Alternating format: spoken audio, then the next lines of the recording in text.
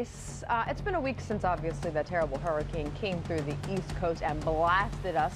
There are still thousands of folks who are still in the dark and the cold. PSE&G is reporting they have just 439,000 people. PECO has 12,000 outages, 8,000 of which are in Bucks County. PP&L has 5,200 and AC Electric just about 700.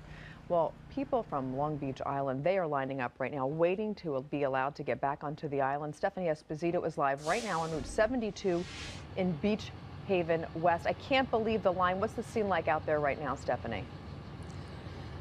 Oh, it's wild. And the line started, they were allowed to get in line at 4 a.m. It's now been an hour and a half. When we got here about 5 minutes after 4, the line was about a mile long. So I can't imagine what it's at now, an hour and a half later.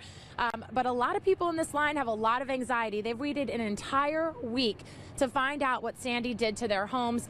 Now they have to wait another hour and a half, and these people are coming prepared. Check this stuff out. They're coming in with flatbeds, trailers filled with generators and all kinds of things. And if we could go to an aerial image of what we saw Hurricane Sandy do to the shoreline, that is why these people are coming prepared.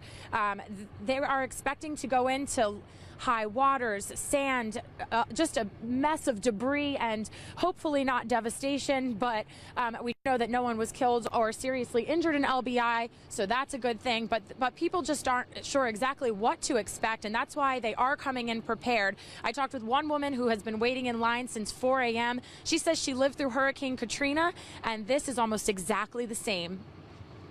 I'm hoping to see very little water. I have a very high elevation, and I'm right on the bayside in Beach Haven, about 2-3 blocks from where they said the break is in Holgate. So I'm pretty anxious, but I'm expecting the worst and hoping for the best. I lived in New Orleans for Katrina, and my daughter and I drove out that night, and the water was coming over the bridge, and it was really scary.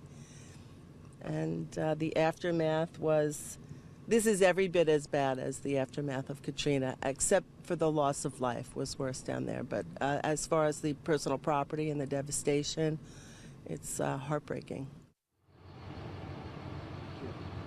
Okay, so if you are headed down to LBI today, here's what you need to know. You cannot get onto the island until 7 o'clock in the morning. And then when you do come, you need to show proof of residency. So you need either your driver's license, or if it's a beach home, some sort of utility bill or tax record. They are checking IDs. We've seen police here all morning walking up and down, checking people's IDs.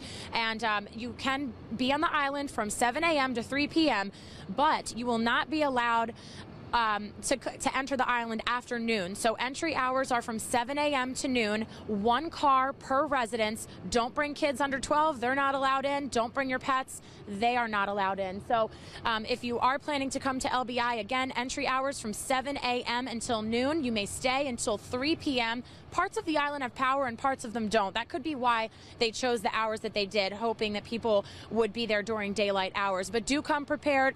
Brings flashlights if you're planning on doing some cleanup. You never know what you're going to get inside of your homes. But 7 a.m., that's when you can start to get onto the island here. Karen?